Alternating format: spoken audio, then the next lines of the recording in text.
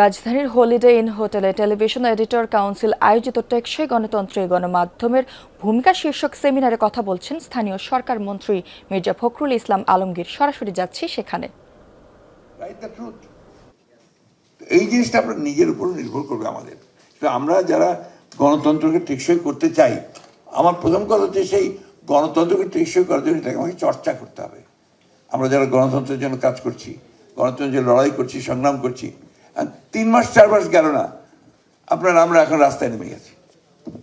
রাস্তায় নেমে আমরা বলছি যে সরকার ব্যর্থ, এই মুহূর্তে পদত্যাগ করতে হবে। আমরা বলছি যে 5 বছর যেতে দেবো না, একদম ফ্যাসিস্ট ভাষায়, আওয়ামী লীগের ভাষায় কথা বলা হচ্ছে, হাসিনা ভাষায়, যে 5 বছর যেতে দেবো না, আগেই শেষ করে দেবো। তো এই ভাষাগুলো তো গণতন্ত্রের ভাষা না। আপনি পার্লামেন্টে আসেন, পার্লামেন্টের কথাগুলো বলেন, বলা হয়েছে পার্লামেন্টের কথা।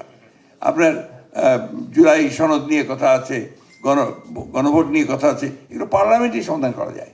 কিন্তু আমরা দেখেন, আমাদের যারা আমরা গণতন্ত্রের কথা বলি, আমরা যুদ্ধ করি, সংগ্রাম করি, লড়াই করি, আমরাই তো এটা মানতে চাই না। আমরাই তো আপনার বেরিয়ে গেছি, এখন আমি মব ক্রিয়েট করে জোর করে এটাকে যাওয়ার চেষ্টা করি। ভয়ঙ্কর ভাষাগুলো যেগুলো আপনার, সেগুলো কিন্তু আপনার একদম হাসিনার ভাষার সঙ্গে আমি তার কোনো পার্থক্য দেখি না। তো এই যে ভাষায় যদি আমরা কথা বলতে থাকি, তাহলে তো আমার গণতন্ত্র কোথায় হবে, কি করে হবে? আর আপনার আমি প্রথমে সেক্রেটারিয়েট গাও করে আমি সেক্রেটারি ঢুকে পড়বো। এই ইন্টারভিউ কপি যখন ছিল তখন এই ভিতরে ঢুকে গিয়েছিল, মব ক্রিয়েট করে ভিতরে ঢুকে গিয়েছে একদম, এবং আপনার সেক্রেটারিকে তছনছ করে দিচ্ছে। গতদিন আপনার প্রেসিডেন্টের একটা অনুষ্ঠান ছিল, প্রধানমন্ত্রী ছিলেন, একটা রাষ্ট্রের একটা অনুষ্ঠান, সেইখানে একটা বিশ্রী একটা ভুল হতে পারে, ভুল তথ্য থাকতে পারে, বিষয়টা নিয়ে কথা বলা যেতে পারে, কিন্তু তার জন্য